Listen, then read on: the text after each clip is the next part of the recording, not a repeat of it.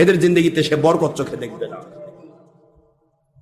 বাবাজিরা আমার, এই যে আপনাদের বলছিলাম যে ঈসা রূহুল্লাহ আলাইহিস সালাম এত মুজিজা দেখালেন আল্লাহর দয়ায়, সেই ঈসা নবী জানেন ভালো করে 40 দিন না খাওয়া। কয়দিন? একটু জোরে বলেন কয়দিন? ইতিহাস পড়ুন, কিতাব পড়ুন। মা বেটা দুইজন, মরিয়ম আলাইহিস সালাম তিনি তো সবচেয়ে বড় একজন ওলিয়া, যার সাথে আমার নবীজি কিয়ামতের দিন নতুন করে আমার মালিক বিবাহের ব্যবস্থা করবেন। সুবহানাল্লাহ, জোরে বলুন। ঈসা রূহুল্লাহ ইসলামের আম্মা জান আর ঈসা রূহুল্লাহ ইসলাম দুইজন পাহাড়ি এলাকায় থাকেন, খাবার দাবার কিছু নাই। পাহাড়ের ওপরের গাছগুলির কচি কচি পাতাগুলো, এগুলি নিয়ে সে খেয়ে খেয়ে রোজা থাকে। সেহরিতে কয়েকটা পাতা, আবার সারাটা দিন রোজা থেকে রাতের বেলা সন্ধ্যায় গিয়ে আবার গাছের কয়েকটি পাতা। একটু চিন্তা করুন তো, যেই নবী 3000 বছর আগেকার মানুষের মরা মানুষকে জিন্দা করতে পারে, যেই মানুষটা ইচ্ছা করে একটা মাটি দিয়ে কোনো পাখি বানায় ফু দিলে জিন্দা হয়ে যায়, এত মূল্য যার, বছরের পর বছর চলে গেলাম, বাড়িতে রান্না নাই, বাড়া নাই, খাবার নাই, শুধু গাছের পাতা খোলেন আর 2 মা বেটা খান। এইভাবে জীবন চলে যায়। একটি বার তো বললেন না, আল্লাহ আমি তো নবী, কেন আমাকে না খাওয়াই রেখেছেন? আমি তো নবী, কেন না খাওয়াই রেখেছেন? আইয়ুব আলাইহিস সালাম, হাতি সালে হাতি, ঘোড়া সালে ঘোড়া, কত কি গেল, কত রকমের সম্পদ, বাদশার মতো জিন্দেগি। সেই মানুষটিকে নিজ এলাকা থেকে যারা তার পয়সা খাইতো তারাই তাকে বের করে দিল।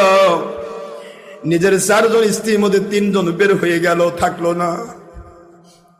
কেবলমাত্র রহিম আলাইহিস সালাম বলে, আল্লাহর নবী, যদি আমাকে আপনার খেদমত করতে করতে দুনিয়া ছাড়তে হয়, আমি রহিমা আমার নবীকে ছাড়তে পারবো না। সবাই তো স্ত্রী ছিল, 3 জন তো স্ত্রী, তারা তো আইয়ুব আলাইহিস সালামের বিপদ মেনে নিতে পারলো না। আল্লাহ কুরআন শরীফে ঘোষণা দিলেন, আমি আইয়ুব আলাইহিস সালামকে পরীক্ষা করলাম মুমিনদেরকে শেখানোর জন্য। কারণ নবীদের পরীক্ষার প্রয়োজন হয় না, কারণ তারা ঈমানদার, তাদের ঈমান বাড়েও না কমেও না। সুবহানাল্লাহ, জোরে কোন। আল্লাহ তাদের এমন মজবুত ঈমান দিয়ে পৃথিবীতে প্রেরণ করেছেন, কোন নবীকে শয়তান ধোঁকা দিতে পারবে না। কারণ শয়তান থেকে সকল নবী আল্লাহ পাকের কাছে মুক্ত। আইয়ুব আলাইহিস সালাম 18 বছর কাঁদলেন। কত বছর? 18 বছর ধরে শরীরটা তরতাজা, শরীরের মধ্যে সামান্যতম একটা মাছি পরা, মুসা পরার দাগ নাই। নাদুস নুদুস চেহারার, নুরানি চেহারার নবী। যেই যুগে যে নবী থাকেন, ওই নবীর চাইতে বেশি সুন্দর মানুষ আর ওই যুগে কেউ থাকে না।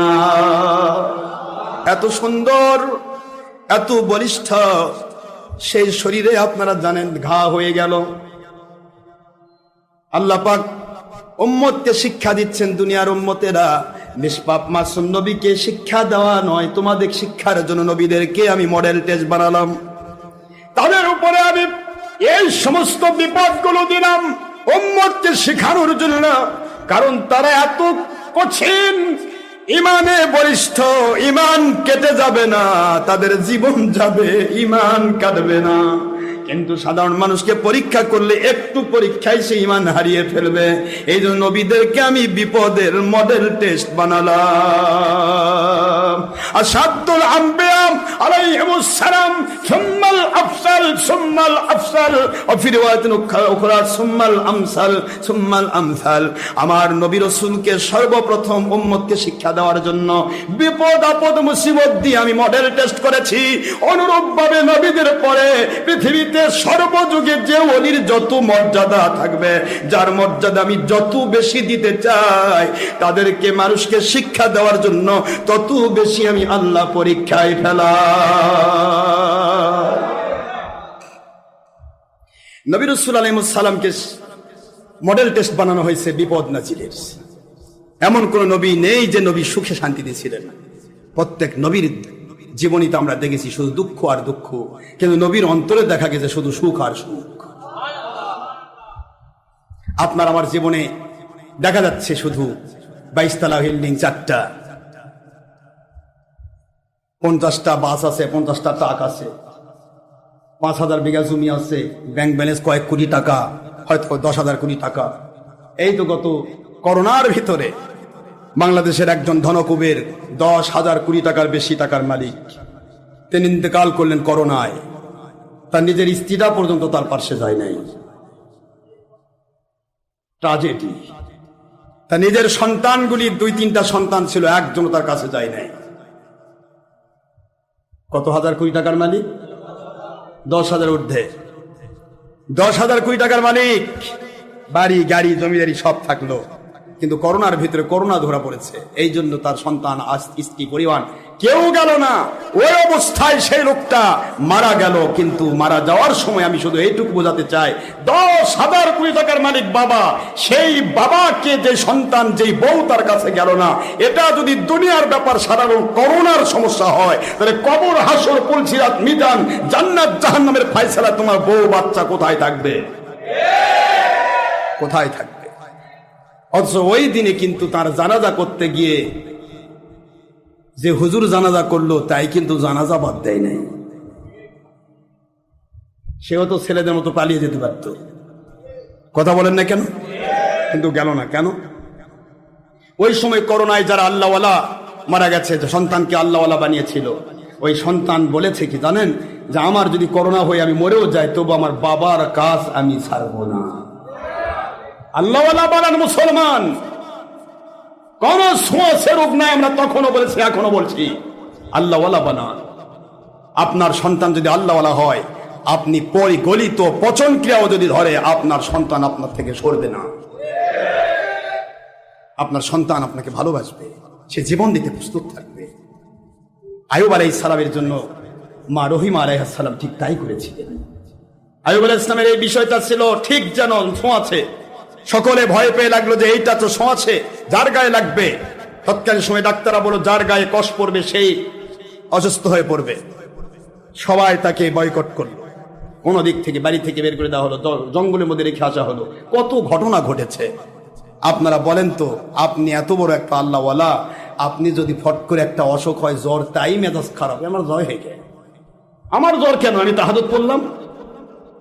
আমার আল্লাহ বলতেছে, তোমাকে ছোটখাটো পরীক্ষা করবো, এই পরীক্ষাগুলো নবীদের মডেল টেস্টের সাথে মিলাইয়া তুমি আল্লাহর কাছে সবর করবে। অস্তাইনু বিসসবরি ওয়াসসালাহ,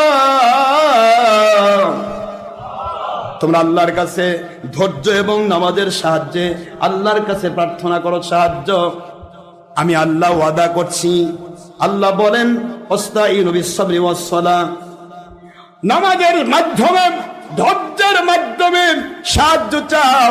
আল্লাযীনা ইযা আসাবাতুহুম মুসিবাতুন ক্বালু ইন্না লিল্লাহি ওয়া ইন্না ইলাইহি রাজিউন।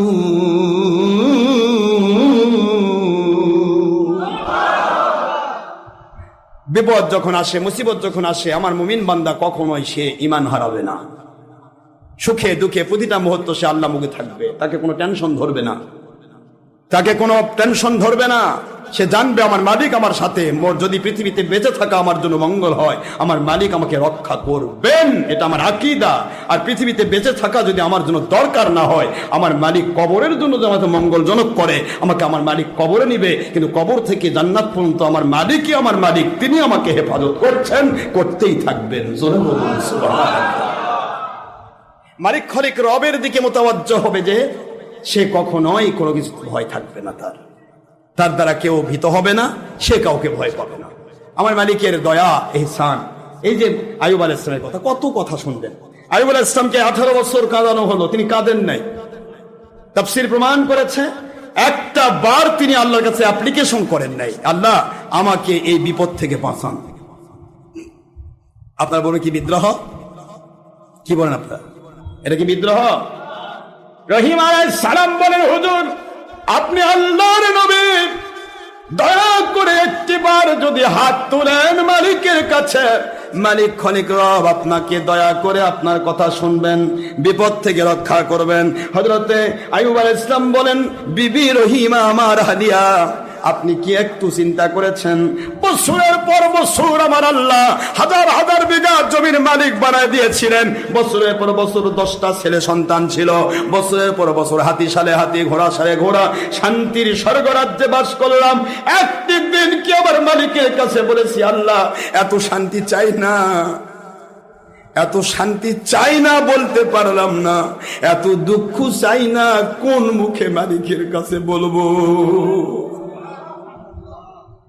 শান্তির সময় তো কখনো আমি বলি নাই এত শান্তির দরকার নাই, কেন আমি কষ্ট নেব? আমার মালিকের গোলাম আমি, আমার মালিক আমাকে দেখতেছেন, তিনি যা করবেন সেটাতেই আমি সন্তুষ্ট। মুমিনের দায়িত্ব সুখের আতিশয্যে উঠেও মালিককে ভুলবে না, দুঃখের নিম্ন স্তরে নেমেও সে মালিককে ভুলবে না। এটাই হবে মালিক সবচেয়ে বড় একজন মুমিনের সিফাত। জোরে বলুন সুবহানাল্লাহ। অসুস্থতা থেকে কেন বিপদ মনে করবেন? আল্লাহর হাবিব বলেন, তুমি কি জানো না তুমি মুমিন? তোমার পকেটের মধ্যে একটি জিনিস রেখেছ, তোমার পকেটে হয়তো পকেট 2টা 4টা আছে, এই পকেটে রাখতে গিয়া একটা জিনিস কলম রেখেছ বা চিঠি রেখেছ, ওই চিঠি বা কলমটা খুঁজতে এই পকেটে আছে, কোন পকেটে থাকলো, এই যে মাঝখানে একটা তোমার কষ্ট হয়, টেনশন হয়, এই টেনশনের দ্বারাও আল্লাহ রব্বুল আলামিন তোমার অনেকগুলি গুনাহ মাফ করে দেয়। মুমিন যখন একটু কষ্ট পায়, আমার মালিকের রহমত তার উপরে অবারিত ঝর্ণার মতো ঝরতে থাকে, যদি সে আল্লাহ মুখী থাকে। এদের জিন্দগিতে সে বরকত চোখে দেখবে না।